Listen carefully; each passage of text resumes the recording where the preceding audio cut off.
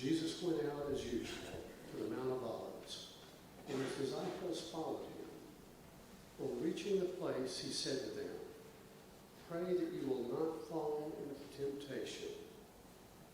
He withdrew about a stone's throw beyond them, knelt down and prayed, "Father, if you are willing, take this cup from me, yet not my will, but yours be done." An angel from heaven appeared to him and strengthened him. And being in anguish, he prayed more earnestly, and the sweat was like drops of blood falling to the ground.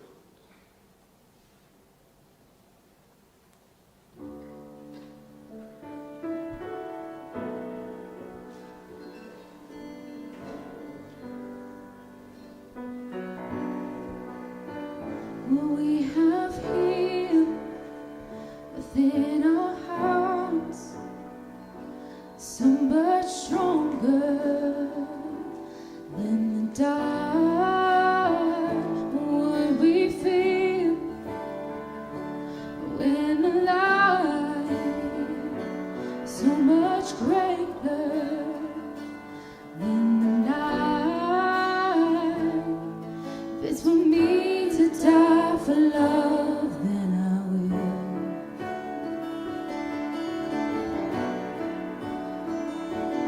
Then I will.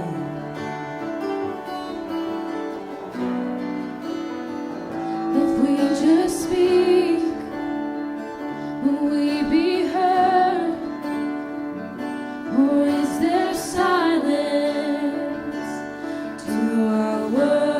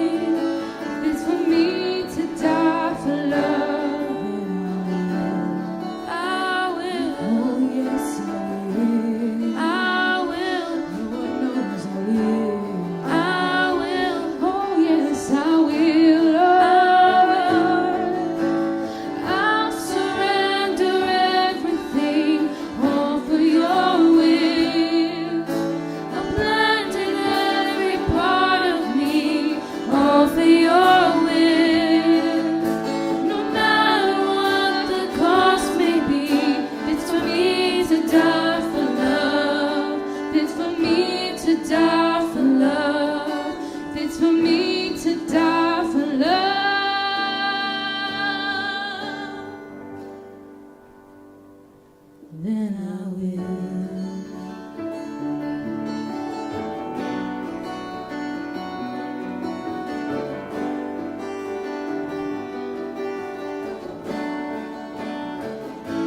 We have here within our hearts is so much stronger than the dark.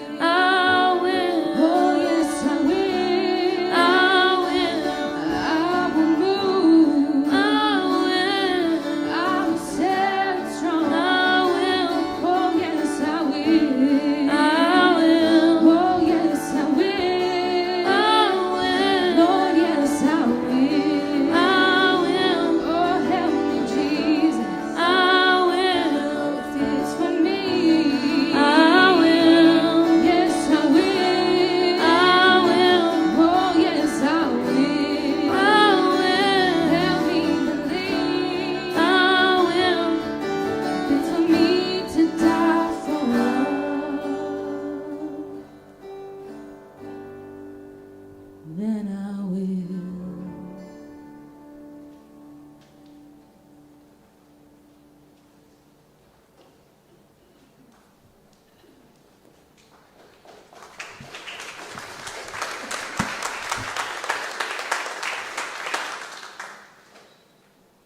When he rose from prayer and went back to the disciples, he found them asleep exhausted from sorrow.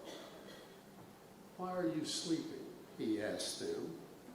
"Get up and pray, so that you will not fall into temptation." Just as he was speaking, Judas, one of the 12, appeared. With him was a crowd armed with swords and clubs, sent from the chief priests, the teachers of the law, and the elders. Now the betrayer had arranged a signal for them. "The one I kiss is the man. Arrest him and lead him away under guard." Going at once to Jesus, Judas said, "Rabboni," and kissed him. The men seized Jesus and arrested him. Then one of those standing near drew his sword and struck the servant of the high priest, cutting off his ear. "Am I leading a rebellion," said Jesus, "that you have come out with swords and clubs to capture me? Every day I was with you, teaching in the temple courts, and you did not arrest me. But the scriptures must be fulfilled." Then everyone deserted him and fled. A young man wearing nothing but a linen garment was following Jesus. When they seized him, he fled naked, leaving his garment behind.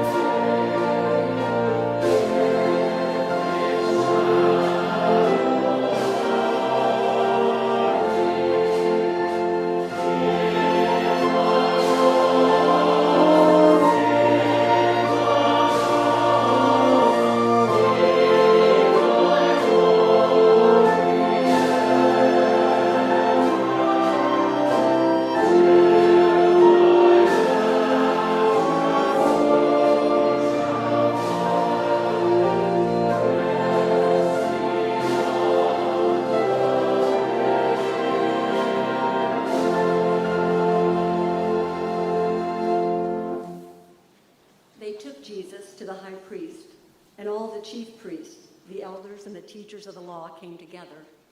Peter followed him at a distance, right into the courtyard of the high priest. There he sat with the guards and warmed himself at the fire. The chief priests and the whole Sanhedrin were looking for evidence against Jesus so that they could put him to death, but they did not find any. Many testified falsely against him, but their statements did not agree. Then some stood up and gave this false testimony against him. We heard him say, I will destroy this temple made with human hands, and in 3 days will build another, not made with hands. Yet even then their testimony did not agree. Then the high priest stood up before them and asked Jesus, are you not going to answer?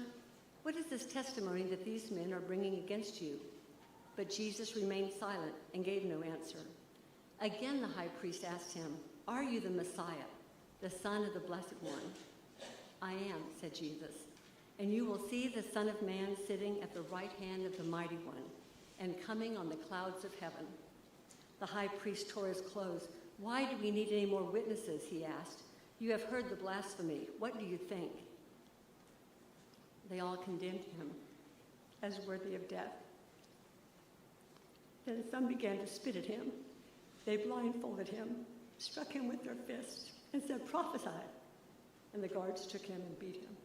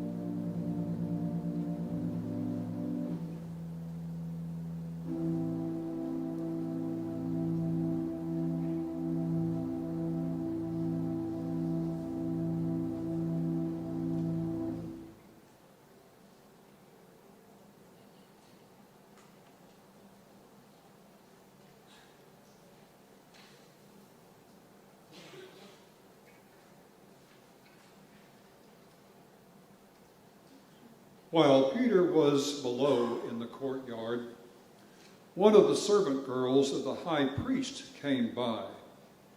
When she saw Peter warming himself, she looked closely at him. "You were with that Nazarene, Jesus," she said. But he denied it. "I don't know or understand what you are talking about," he said, and went out into the entryway. When the servant girl saw him there, she again said to those standing around, "This fellow is one of them." Again, he denied it. After a little while, those standing near said to Peter, "Surely you are one of them, for you are a Galilean." He began to call down curses, and he swore to them, "I don't know this man you are talking about." Immediately the rooster crowed the second time. Then Peter remembered the words Jesus had spoken to him. "Before the rooster crows twice, you will disown me 3 times." And he broke down and wept.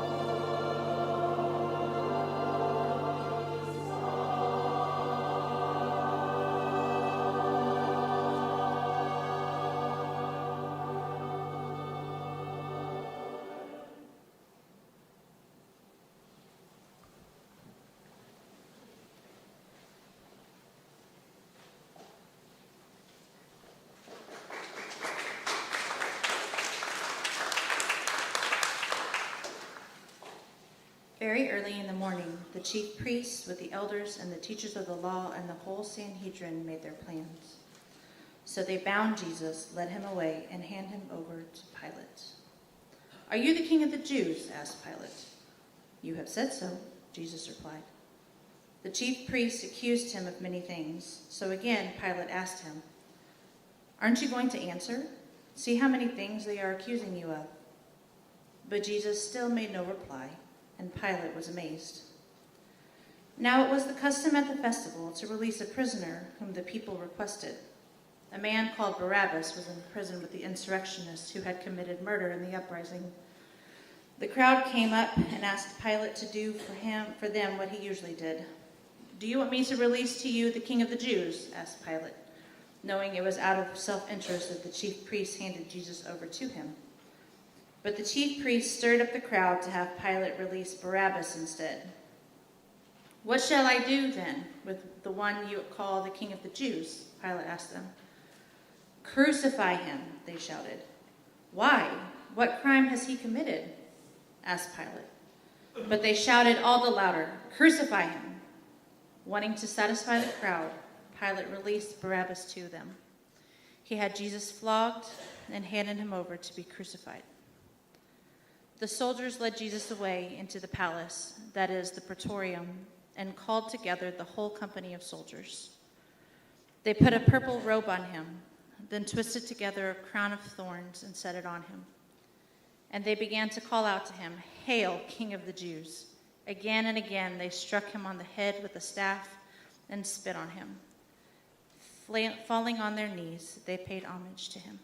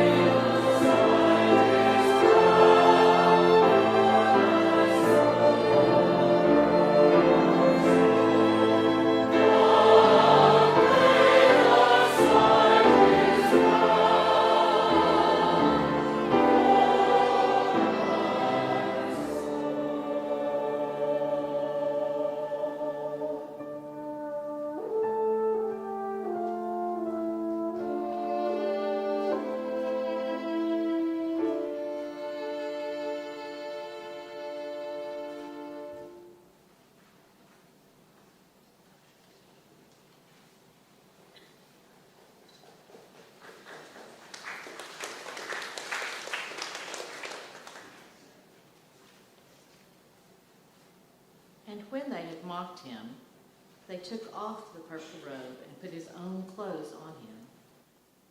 Then they led him out to crucify him. A certain man from Cyrene, Simon, the father of Alexander and Rufus, was passing by on his way from the country, and they forced him to carry the cross. They brought Jesus to the place called Golgotha, which means the place of the skull. Then they offered him wine mixed with myrrh, but he did not take it. And they crucified him, dividing up his clothes. They cast lots to see what each would get. It was 9 in the morning when they crucified him. The written notice of the charge against him read, "The King of the Jews." They crucified 2 rebels with him, one on his right and one on his left. Those who passed by hurled insults at him, shaking their heads and saying, "So, you who are going to destroy the temple and build it in 3 days, come down from the cross and save yourself." In the same way, the chief priests and the teachers of the law mocked him among themselves. "He saved others," they said, "but he can't save himself. Let this Messiah, this King of Israel, come down now from the cross, that we may see and believe." Those crucified with him also heaped insults on him. At noon, darkness came over the whole land until 3 in the afternoon. And at 3 in the afternoon, Jesus cried out in a loud voice, "Eloi, Eloi, lama sabachthani," which means, my God, why have you forsaken me?" When some of those standing near heard this, they said, "Listen, he's calling Elijah." Someone ran, filled a sponge with wine vinegar, put it on his staff, and offered it to Jesus to drink. "Now leave him alone. Let's see if Elijah comes to take him down," he said. With a loud cry, Jesus breathed his last. The curtain of the temple was torn in two from top to bottom. And when the centurion, who stood there in front of Jesus, saw how he died, he said, "Surely this man was the Son of God." Some women were watching from a distance. Among them were Mary Magdalene, Mary the mother of James the younger, and of Joseph, and Salome. In Galilee, these women had followed him and cared for his needs. Many other women who had come up with him to Jerusalem were also there.